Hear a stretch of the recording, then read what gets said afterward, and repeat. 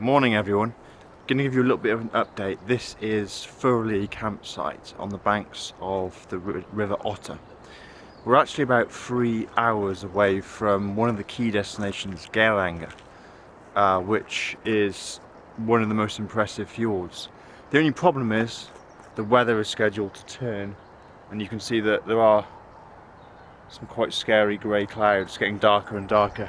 The last remaining blue is over there. So I have a plan. The plan is to get up, well, I'm up early, so it's 5 AM, get up to Geiranger and see the viewpoint around 10:30 AM. It's scheduled to start snowing up there at 12, so I think from that point on it's going to get not very nice. You know, talking about highs of 1 degrees, and the higher areas -1, lows of -3, -4, -5. So I don't really want to be up there when that's happening on a motorbike or camping. So the plan is get up there with the last of the good weather, and then if we make it in time, take some pictures, have a look around the skywalk at the Dasnibba viewpoint, and then turn around, get all the way back down to the south of Norway, where actually 18 degrees. So there's a huge weather differential between the south and the north. Incredible. But I've had a really nice sleep for the first time in a while, staying in the Hyaton, so I definitely recommend that. Also, a good thing about this campsite, which is the Pharoa, I'll put the name down, it's actually everything's included. So if you come in here, I'm trying to collect my washing. Might get a bit dark for a second.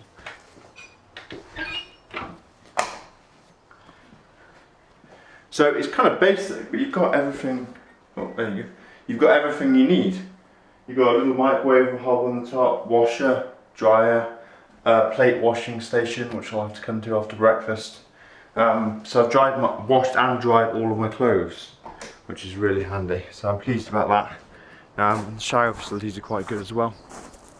So yeah, I actually give good marks to this campsite. So spasiba to the nice Russian lady who actually rented me the Hyaton. Only 2 or 3 other people in the site at the moment, so there's a tip for you. If you want to come to Norway, come a little bit before the mid-June, July, August busy season, and you'll get your pick of the camping spots. It's great, really, really good. Alright guys, well, I've got to get on the road, because the longer I leave it, the more chance of getting frozen and wet. So I'll catch you later.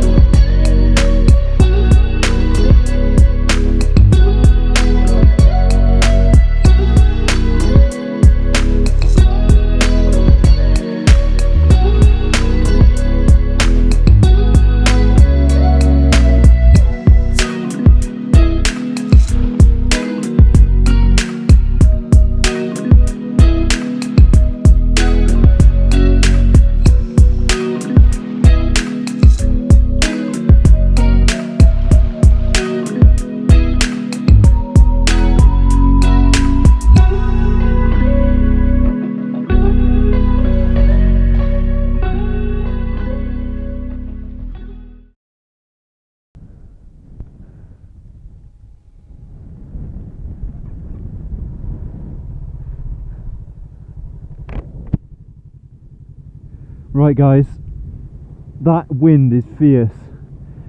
I haven't seen anyone for about half an hour, as you can see from the time-lapse footage I've just taken. We're on the RV15 and my timing is actually well off. Bad weather's already set in, but we're committed now, aren't we? Come all this way, so I'm going to press on. Temperature 7 degrees. Everything is snowy and iced up. Let's get going. I've got the heated gloves on, but I can hardly feel them. Right. But there it is. Geiranger. And even better, the toll road, Tollstigen, and that's where we're going. RV15 becomes RV63. The Troll Road! Here we go. Unsuitable for lorries. I don't know if this is a good idea or not, to be honest. Look at the weather. All the green writing on the signs has disappeared. Now it doesn't say anything. You know, the warning signs of if the road's closed or weather conditions used to be green. Now it just doesn't say anything. So I assume it's still all okay. I don't know if you guys are going to be able to see much with the rain coming down so heavily. But I've got this Rain-X stuff on my visor. It's working a charm. The rain is just beading off. I don't even need to wipe it. It's definitely a good idea. That is. It's only about £6. Okay, so RV63, here we come. And this is also a road that you don't really mess about, because if you were to come off the other side, you'd end up in a hell of a mess. And don't forget, okay, you've got breakdown cover and rescue and stuff, but I haven't seen anyone for half an hour. So how long would it take them to get to you?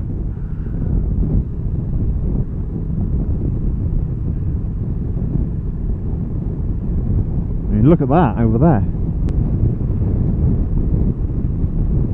We came up from the green, lush valleys of the south and the middle of the fjords up into this wilderness, and it's definitely eye-opening, that's for sure.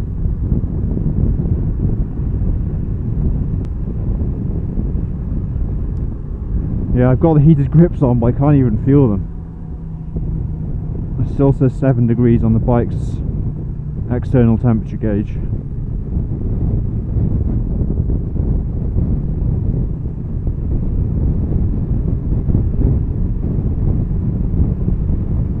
Well, there won't be any stopping for drive-bys or photo opportunities on this run. I'm just going to rely on these GoPros.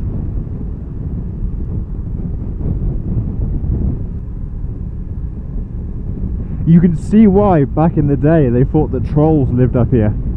I mean, it has actually got a name which is fitting, isn't it? It befits its name, should we say. The Troll Road, Trollstigen.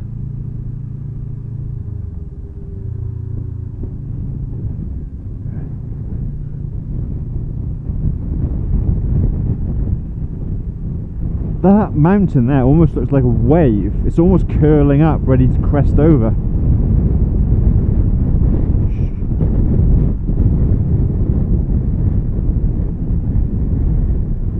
Oh, you guys are going to get some heck of a buffet now.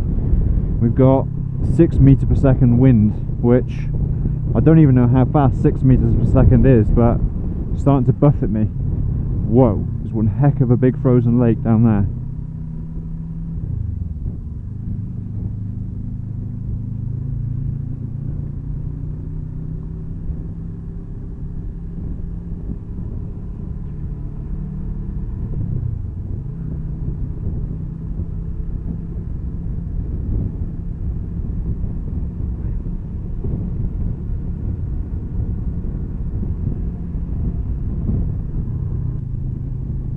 Looks like some landslide there.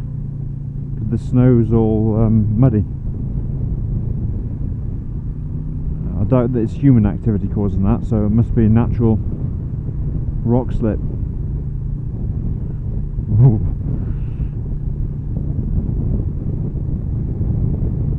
Shoot! Just moving my hand off the bars to wipe the lens, and just had a bit of a wobble. This is crazy. This is really crazy. And this is the end of May, and it's like winter wilderness. It makes me think what it's like going further into the Arctic. I mean, I'm not going to do that on this trip because I don't have time. It's 1,600 kilometers from Trondheim, that's it, all the way up to Nordkapp, which is the North Cape. So realistically, even if you were at quite good pace, that's 4 days and then 4 days back, so it's a long ride. And you do get to see the famous midnight sun though. The sun basically hangs over the sea, it never sets, which is crazy.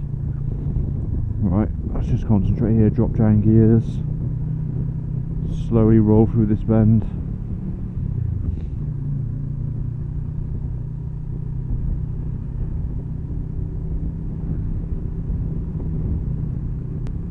They do have these rescue houses up on these mountain roads, which kind of are what they sound like.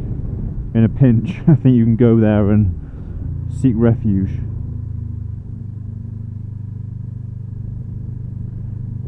Oh dear. Oh, that's some kind of snow clearing machine, and they're loading it up, ready to go.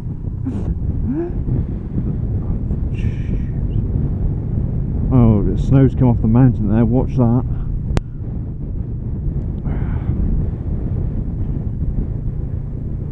Crikey. Whoa! This bend keeps going and going. And I'll keep going and going too.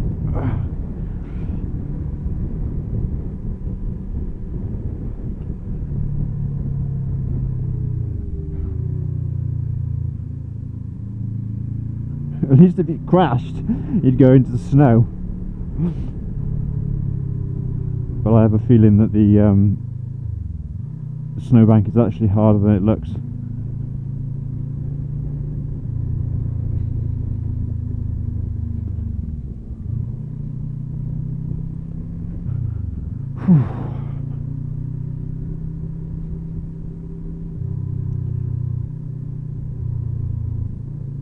Looks like we're descending, but things can be deceiving up here. You can feel like you're going down only to find that you're not even at the peak, and there's another sort of a false descent, and then you go back up again.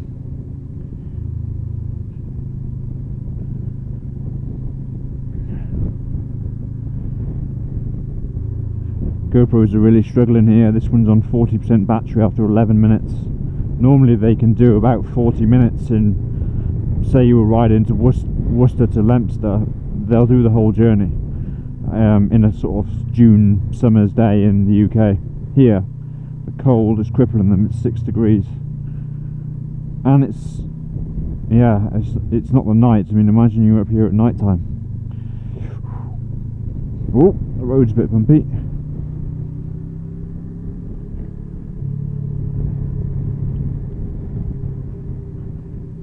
Up here, this is the source of all those raging waterfalls. This is where all that volume comes from, and you can see why. It's just packed full of ice and snow. And I'm coming later in the season, so this is probably even deeper.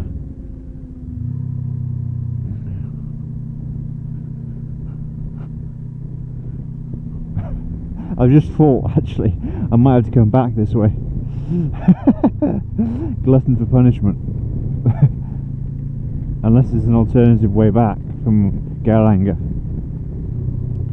So our goal today is the Das Niebe Viewpoint. That's the picture in the book. That's what we set out on this journey to see. That's the end goal here. Right, 9% decline. Yeah.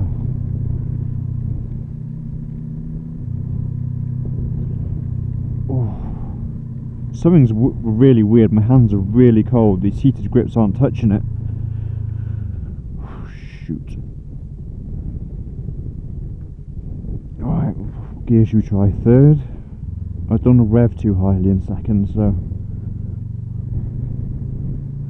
Okay. Wow. There's the road snaking down.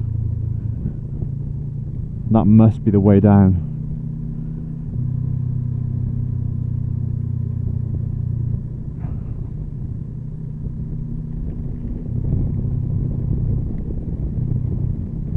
Do you notice all this time I've been recording, there's not another single vehicle that I've seen coming my way? crazy.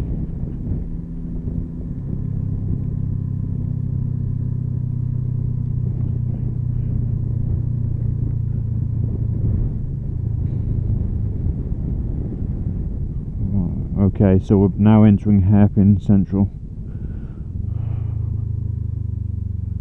I'm normally confident on these, but something about having a big, heavy bike kind of makes me a little bit, makes me nervous, and you don't really want to be nervous when you're riding. If I was on a little Royal Enfield Interceptor, a little low weight, low centre of gravity naked, I think I'd feel a lot more comfortable, and then it would probably come naturally. But the fact that we're all laden up and this bike's quite top heavy just means I'm very sort of tentative in my approach, which when you're riding you almost want to just flow, really, don't you? You don't want to overthink it, because that's when accidents happen.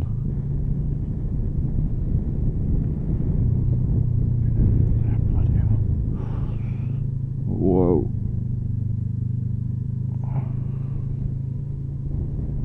I mean, look at the size of that snowbank there.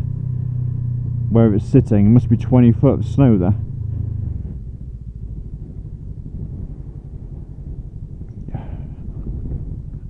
Right, let's choose a gear. Third, yeah. Okay, still 6 degrees. This must be the way down now.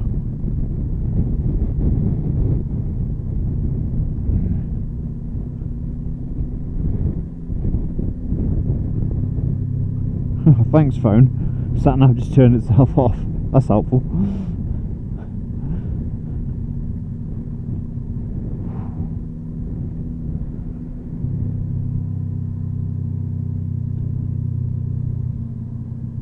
Okay, I can start to see a lush green valley unfolding below me.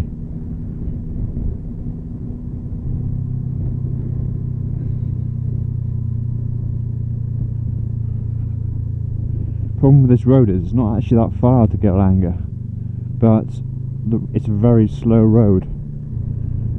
I'm gonna have to stop in a minute, put heated gloves on to complement the grips. I have to use up some of my precious battery. Okay, stop the bike.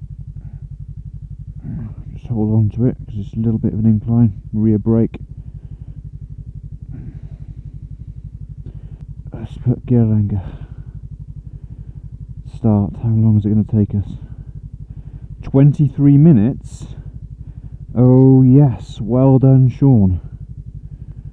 For some reason it said it was going to take hours yesterday, but we're in luck. Right. Okay, we've got 23 minutes. Heated grips are on full, heated gloves are on, also on full. Let's get going. Visor up.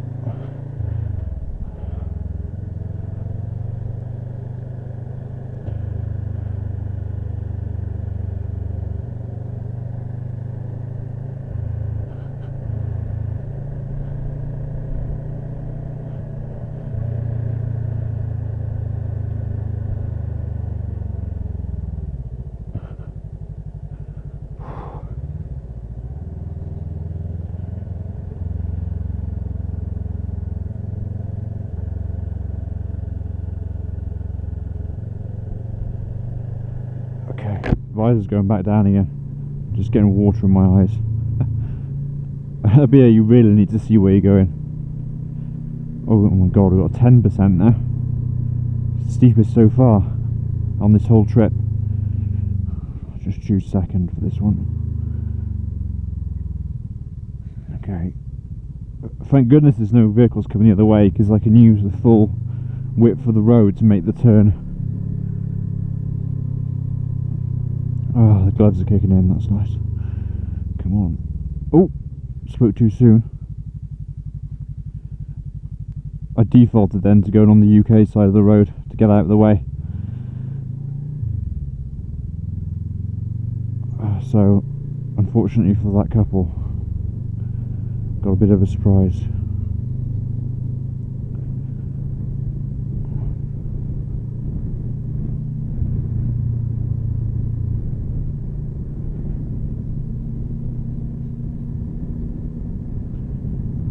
Whoa, there's an amazing waterfall.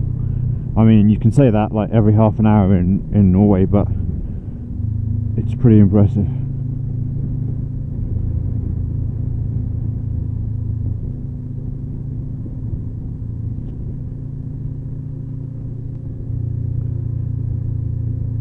And the waterfalls sort of appear and then disappear again under the snow. So there must be hidden rivers running all down this, yeah, you can see one there. Under this bank of snow there's hidden waterfalls, I'll bet.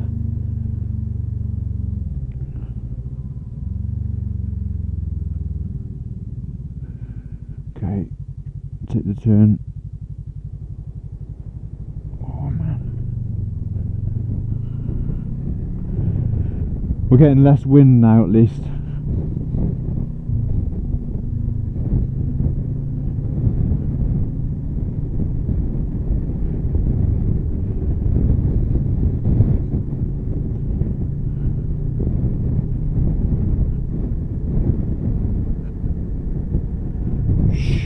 Woo! It's hairpin central. We're going far too quick. 60 kph, just far too quick for that road.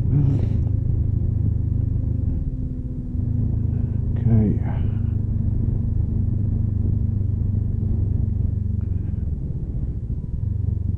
Okay, second.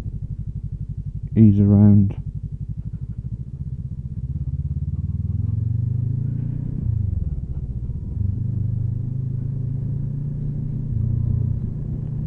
Ears are starting to pop, obviously losing loads of altitude quickly. Second, around we go again. That's it. 8 degrees, so it's gone from 6 at the lowest to 8. 18 minutes left. To Geiranger, back to second. Whoa! Come on. The bike only gets unstable when you lay off the throttle. If it's got a little bit of throttle on the go, then you can rely on it to sort of hold itself up a little bit with the gyroscopic force of the engine and the wheels. It's when you're coasting and leaning things can go more likely to go wrong, in my experience of this bike anyway. Now I've got a coach coming. And look at him, he's doing the hairpin. I'm going to have to wait here big time. He's done it though, fair play to the man. Right, back into second. Roll us around here. That's it. Oh. You got the guardrail there because that concrete bollard, because it's a hell of a drop. Like, I don't know how far it is, probably what, 100 meters or something like that. Far enough, isn't it? Whoa, okay, okay, is this it? No one behind me? Is this it? I don't know, but it's pretty spectacular. Is that the viewpoint?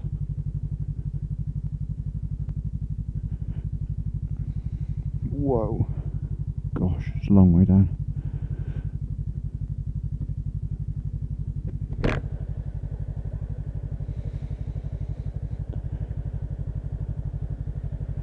Alright, I have to do a little photo op here, won't we?